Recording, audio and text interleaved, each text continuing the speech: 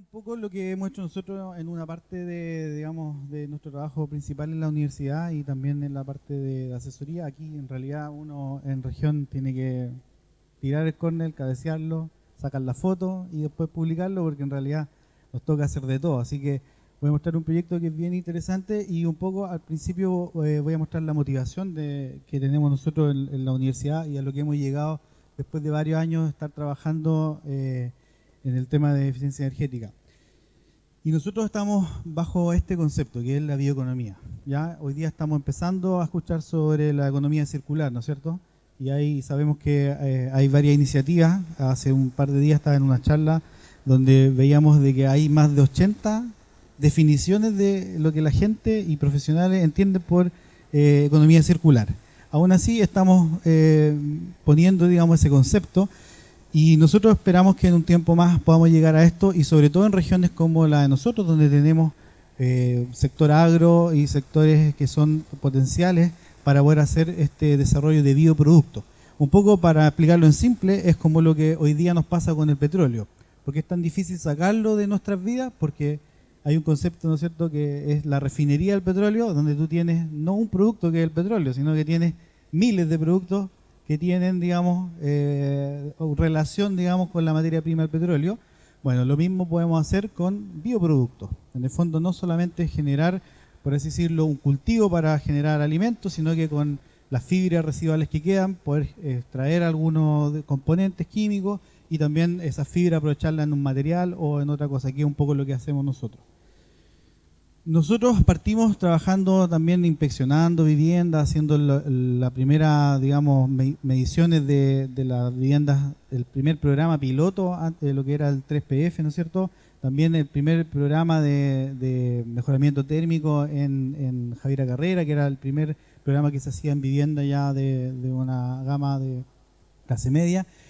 Y me da gusto en realidad ver aquí cómo hoy día ya hablamos en un lenguaje súper interesante. La infiltración hoy día ya yo creo que para nadie es un, digamos, es un misterio de que es súper importante. Como anécdota yo les cuento que cuando nosotros hicimos este estudio, compramos por otro proyecto que yo había adjudicado, compramos el blower de Ortez, estoy hablando hace 2007. Y en el informe, son las demandas considerando las infiltraciones de aire, porque tuve que hacer gráficos también sin considerar las infiltraciones de aire. ¿Por qué? Porque mi mandante, no voy a decir quién era, pero mi mandante me dijo, no, es que eso no, eso como que eso es muy académico, eso no lo considera. Así que tuve que hacer gráficos, lo que hoy día sería ridículo, que alguien te dijera, no, hazme una demanda energética, pero no me considere las infiltraciones. Bueno, eso ha evolucionado y hoy día estamos hablando de puentes térmicos, muy buena la presentación, excelente ver cómo también del Serviu, ¿no es cierto?, gente que finalmente es la que revisa los proyectos, hoy día tiene equipamiento, gamas termográficas que nos permiten en el fondo ir avanzando todo en un digamos, en bloque, colaborativamente. Bueno, a partir de eso, yo alguna vez hice como una especie de, fue en el programa del doctorado, un quiebre en el fondo entre seguir haciendo diagnósticos, seguir en el fondo criticando. Todos hemos estado en esa trinchera alguna vez de criticar por qué no avanzamos, ¿no es cierto?, que subamos la norma y todo. Y pasamos a un área que es un poco más difícil, ¿no es cierto?, que es de plantear soluciones y después ejecutarlas, porque en realidad, como dicen por ahí, otra cosa es con guitarra, ¿ya? Así que nuestra motivación hoy día es esto. Nosotros hoy día ocupamos mucha biomasa, ¿no es cierto?, para calefaccionar nuestras viviendas, la ocupamos directamente, es lo más cómodo, ¿no es cierto?, pero tenemos grandes problemas de emisión de material particulado y cuando tratamos de traer energía de otras partes, tenemos otros problemas que hoy día es fácil decir cambiémonos a gas, pero cuando nos cambiamos, ¿no es cierto?, a una energía fósil, vamos a tener problemas después con gases de efecto invernadero y cosas que en el fondo están en otra categoría de impacto cuando uno lo ve en los análisis de ciclovía y estas metodologías que muchas veces son más complejas. Y también si traemos aislantes de afuera, pasa lo mismo. Hoy día tenemos mucha importación de lana de vidrio desde China. Imagínate la carga ambiental que tiene eso si ya la lana de vidrio tiene un proceso para generarla, digamos, bastante alto. ¿Ya? Económicamente rentable, seguro, pero desde el punto de vista ambiental, eso no necesariamente puede ser así. Entonces lo que proponemos nosotros como concepto es seguir utilizando esta biomasa, pero ahora en un proceso un poquito más sofisticado de hacer material y desarrollar, digamos, esta envolvente térmica que es la base finalmente de lo que nosotros necesitamos cuando queremos aplicar esta eficiencia energética. Y cuando miramos la experiencia de otros países, es fácil pasar, digamos, de lo que estamos nosotros a pasar a proporciones, en el fondo, donde aumenta la energía contenida. La energía contenida, explicado en simple, es la energía que nosotros utilizamos para hacer los materiales, ¿ya? Y la energía operacional es la que utilizamos para calefaccionar, digamos, nuestros edificios, nuestras edificaciones. Los países que en el fondo han mitigado esta energía operacional, ¿qué es lo que hacen? Ponen más material aislante principalmente. Entonces se empieza digamos, a hacer más importante la cantidad de energía que tú pones en el edificio, ¿ya? Y lo que pasa en Chile es esto: nosotros tenemos un 10% de energía contenida y un 90% de nuestra energía se va en la energía operacional, porque esa, claro, la multiplicamos por 50, por 60 años, que es para hacer funcionar a los edificios. Entonces, anticipándonos a eso, lo que nosotros decimos, mira, los principios de eficiencia energética, son los del Passive House o de cualquier otro sistema de eficiencia energética, lo primero que tienen, ¿cierto?, es esta aislación. El Passive House lo llama esta super insulation, ¿no es cierto? Y hoy día lo estamos haciendo con Ames, que es lo más cómodo también. Yo siempre digo así medio en broma, medio en serio, pero claro, hace el mismo edificio que hacía en los años 70, pero ahora lo forráis en Ames y tú decís, no, mira, nosotros estamos abordando la eficiencia energética. Pero un poco más allá de eso, y ahí es donde queremos nosotros avanzar, a materiales como esto, que es la lana de madera, o los que podemos desarrollar nosotros acá.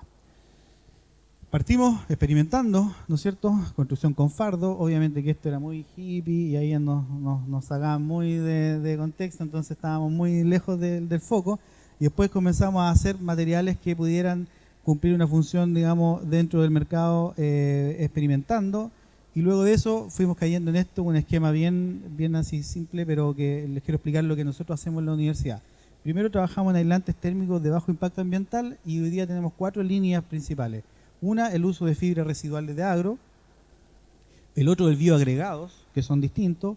También fibras residuales de alimentos vegetales, estamos también explorando eso con bastante buenos resultados. Y también residuos industriales, que también estamos ahí esperando que hay un inversionista que parece que está interesado en poder hacer algo relacionado hoy día que tenemos esta ley REP. Y dentro de estos, que es lo que más hemos desarrollado, tenemos dos tipos digamos, de desarrollo. Uno con desfibrado químico y otro con desfibrado mecánico. Y esto puede ser aglomerado con aditivo, aglomerado sin aditivo, sin nada más que solamente aprovechar la fibra lignocelulósica, y también la técnica que es lo que voy a mostrar yo principalmente de la aplicación, que es el insuflado.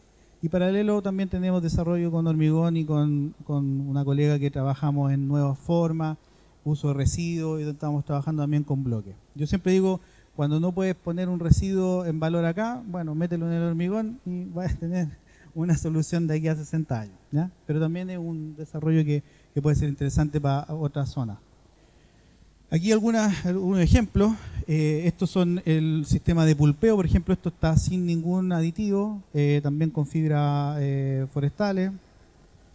Estos son los bioagregados, que es algo bastante nuevo en el mundo. Lo más parecido que hay, o lo más común, es el hemp, pero la diferencia es que el hemp se utiliza completo, digamos, la cáscara con esta espuma. Esto es una espuma natural. Cuando uno la mira al microscopio, no tengo tiempo para mostrarle toda esa información, pero va a quedar también en las referencias de la presentación, pero es prácticamente como un poliestireno, pero de forma natural, ¿ya? Nosotros lo rescatamos y lo mezclamos. En este caso hicimos una mezcla con una matriz en el fondo, hicimos un biocomposite que funciona como un bloque que permite también hacer un material aislante. Estos son residuos de fibra vegetales, ¿ya?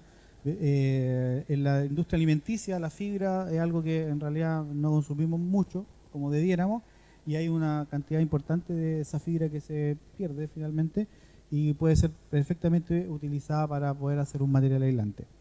Y también residuos, aquí vemos Tetra Pak, también sin cero aditivos, y también algunas fibras también de industria que podemos utilizar. Y este es el método que yo les voy a mostrar más en detalle, porque es el cual utilizamos en esta vivienda, que es el ejemplo que vamos a mostrar, que es la vivienda de origen.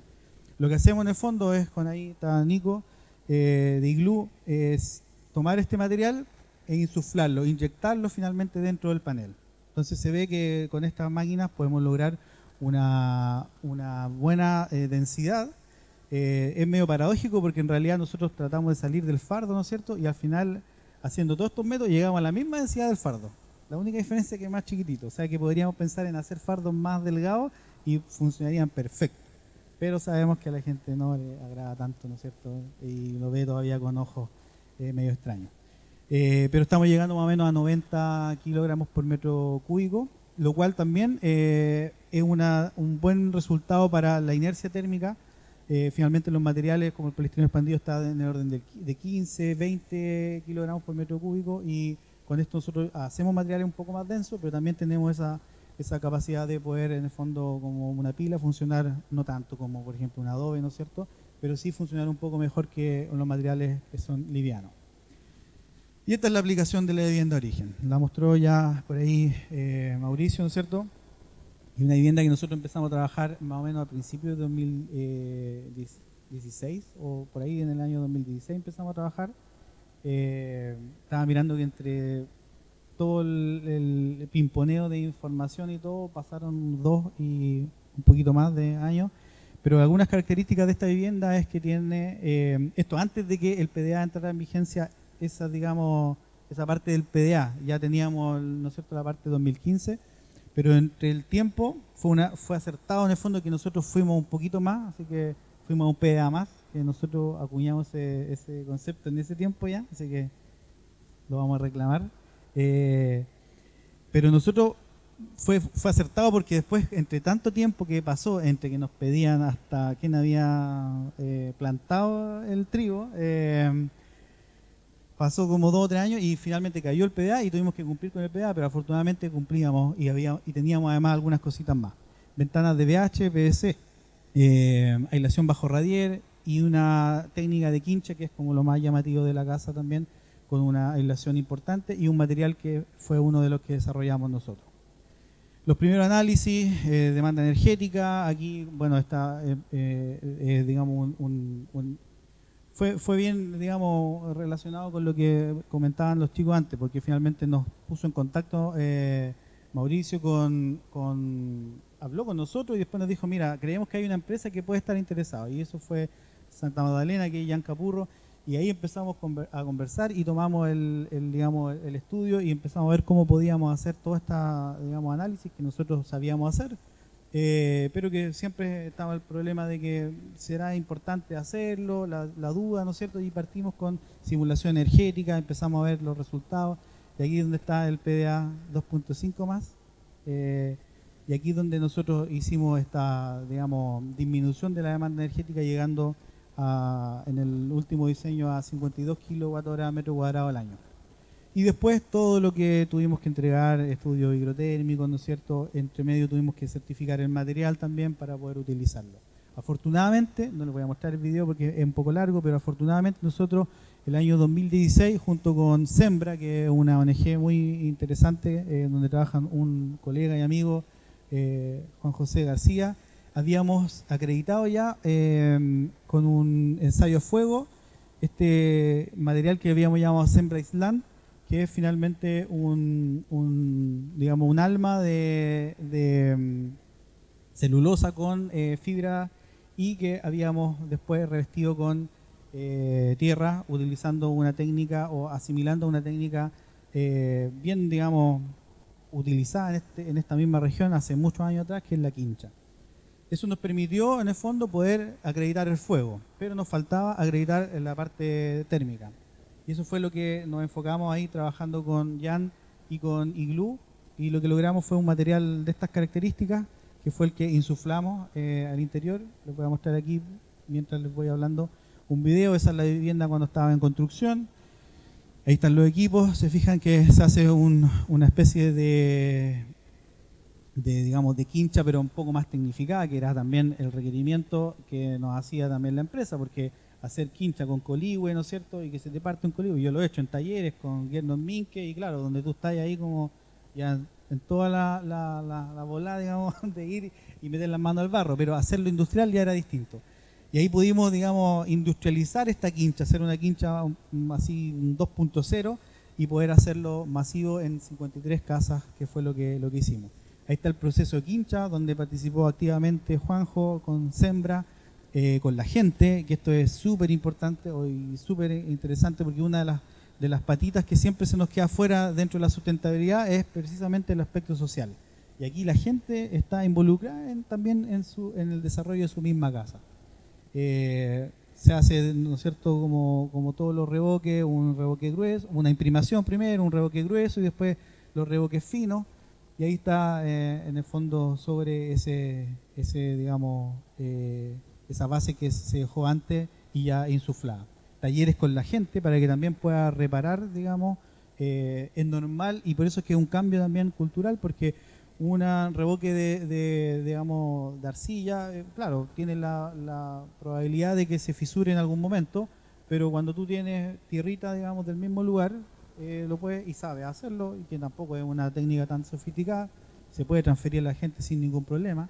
Además que esto está dentro de comunidades, en el fondo lo que estamos haciendo es entregarle una técnica que es de ellos, finalmente, pero que simplemente se ha perdido porque en algún momento enfocamos hacia otro lado, ¿no es cierto?, puro vidrio, y hoy día nos estamos dando cuenta que no es tan así, ¿no es cierto?, como debemos construir, al menos en estos climas.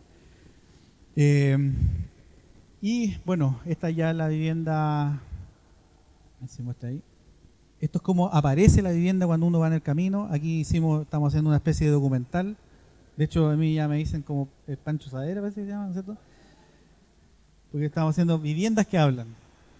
Y ahí vamos, explicamos, para explicarle también a los estudiantes y transferir esta información, porque no queremos que se quede este proyecto como un piloto y eterno piloto, en el fondo, que funcionó y que bien, pero que chuta, mira, sabes que al final nunca más se replicó, porque nosotros creemos que podemos seguir edificando sobre esto. Tiene pertinencia cultural, tiene una arquitectura que también que te llama la atención. A mí me impresiona y me da gusto ver una casa así en los campos, porque es totalmente distinto a todo lo que la gente está acostumbrada a recibir. Ahí mostramos, ahí está Pancho Sadera, mostrando ahí cómo aparece en el fondo esta vivienda con un revoque de tierra frente a todo lo que sabemos que vemos siempre en los campos, que son finalmente casas prácticamente de lata, ¿no es cierto? Entonces vemos también esa eficiencia energética, la medición que tenemos que hacer, ¿no es cierto?, pero también esa definición que a mí me gusta mucho de la sustentabilidad aplicada a la arquitectura, esa arquitectura también que te conmueve y que también te produce, digamos, que el entorno construido cambie y se modifique, ¿ya? No por hacer eficiencia energética, ¿no es cierto?, y es un mito, vamos a hacer casas cuadradas todas iguales y que no tienen ninguna gracia. Y finalmente,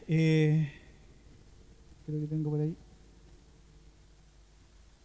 recorridos de la vivienda cuando estaba construida, ¿no es cierto?, o sea, cuando estaba en construcción, todo este material también documentado para poder mostrar cómo se hizo esta vivienda, y esto también poder transferirlo a los alumnos y a todos, y mostrar que se pueden hacer casas con arquitectura, con buenas terminaciones. Esto es una vivienda social. Yo cada vez que muestro esta vivienda, amigos me dicen, oye, ¿dónde las venden para hacerla como cabaña? Porque, oye, la vivienda no parece finalmente social. Y eso finalmente tiene que ver con simplemente hacer colaboración y atreverse. Aquí vemos en los dormitorios los muros de arcilla, de barro, de quincha, y si ustedes se fijan, una terminación bastante bonita. Bueno, no se ve tanto con la luz, ¿no es cierto?, pero es una terminación bastante buena, un revoque que finalmente se puede ir perfeccionando al punto donde tú ni siquiera te das cuenta que finalmente es un revoque de arcilla. El espacio también que está añadido a la vivienda, aquí son cerca de 52 metros de vivienda. Este es un espacio diseñado para telar o para otro oficio, o también puede ser un tercer dormitorio. Y el espacio también que tiene que ver con el buen diseño, y ahí también destacar la labor que hace Jan, porque finalmente aquí donde tú vas viendo que el conocimiento está. Sabemos cómo hacerlo muchas veces, lo que falta es esa actitud, ese creer, esa voluntad. Finalmente el apasionarte por las cosas y poder hacer un diseño que es pertinente a la gente. Esto es finalmente un espacio abierto, amplio, se fijan ahí, un diseño de calefacción, un diseño de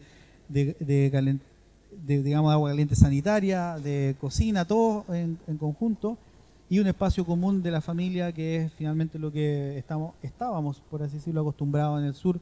Yo creo que todos los que tenemos mi edad, yo no soy tan viejo, pero viví en una casa donde lo primero que se amplió fue la cocina. ¿Para qué? Para comer en la cocina, para estar en familia en la cocina, ¿no es cierto?, y estar calentito en invierno en la cocina. Y finalmente hoy día lo perdemos porque tenemos cocinas que no cabí, con uno cabe para cocinar, con suerte. Entonces, ese buen diseño que también tiene que ver con esa voluntad, y ahí, como les decía, Jan ha hecho un trabajo. A mí, por ejemplo, cuando me entregó información para yo hacer el diseño, me entregó un estudio antropológico, donde pudimos ver, y yo casi terminé llorando cuando leía los relatos de la gente, cómo esa gente estaba marginada por, finalmente, los que no saben, los que no son de aquí, era un sector boyeco donde históricamente botamos la basura ahí, y finalmente había un daño social también hecho que era importante reparar de alguna manera. Hay algunas imágenes para destacar lo que yo creo que es más importante. Como les decía, la parte técnica está. Hoy día tenemos cada vez más profesionales que saben hacer diseño, que saben hacer simulaciones, que saben de puentes térmicos, de infiltraciones, equipos tenemos hoy día para medir infiltraciones y todo, cámaras termográficas, pero lograr que se junte la gente, que estas mismas personas estén revocando la casa de un vecino o su propia casa, es un trabajo que es lo que podemos hacer, digamos, en conjunto. Creo que de otra manera no se puede hacer. Uno solo, claro, avanza más rápido, pero en realidad estos son los impactos que nosotros queremos finalmente hacer, y que van mucho más allá, ¿no es cierto?, de lograr que la casa sea eficiente. Y para eso, colaboración. Así que yo creo que ese es como también destaco, bueno, aquí está también el Ministerio, obviamente, el Serviu y todas nuestras contrapartes que nos exigen, pero también es súper agradable tener aquí en la región gente con la que tú puedes dialogar, y no un revisor que te dice, no, está malo, y listo. Sino que, oye, mira, aquí podían hacer esto, esto, otro. Buscar en el fondo las avenidas para poder hacer que el proyecto finalmente reluzca. Porque aquí lo importante no son los que hemos participado, sino que lo importante es el proyecto y que la gente va a vivir en una mejor calidad de vida. Así que esa es la vivienda de origen. ¿Qué sigue para nosotros? Nosotros seguimos con Startup. Ahí muestro este panel que tuvimos que llevar a Santiago, ahí a la gente de Santiago. Yo lo he explicado en todas partes, pero hoy día para hacer un ensayo a fuego tenemos que ir a Santiago. Así que yo tengo que disponer de 2 días, ¿no es cierto? Camioneta, pescar el panel y llevarlo para Santiago, ensayarlo allá. Ahí podríamos hacer algo también para tener más capacidades en región, porque aquí nosotros tenemos las ganas, tenemos el conocimiento, tenemos los recursos para poder hacer, o los inventamos de alguna manera, pero necesitamos también una ayudita también para poder hacerlo un poquito más fácil. Ese panel, la gracia que tiene es que ya es F30, el otro era F150, o sea, ninguno de nosotros vive en una casa que pueda resistir tanto tiempo. Este es F30, por lo tanto con este ya podríamos construir en vivienda, entre comillas, más tradicional, un panel clásico de OSB y yeso cartón, y esperamos que esto también pueda seguir avanzando con el mismo relleno, obviamente, de material aislante en base a residuos. ¿Ya? Y eso, les dejo el código para que se agreguen al grupo que tenemos de construcción sustentable, así que gracias por el tiempo.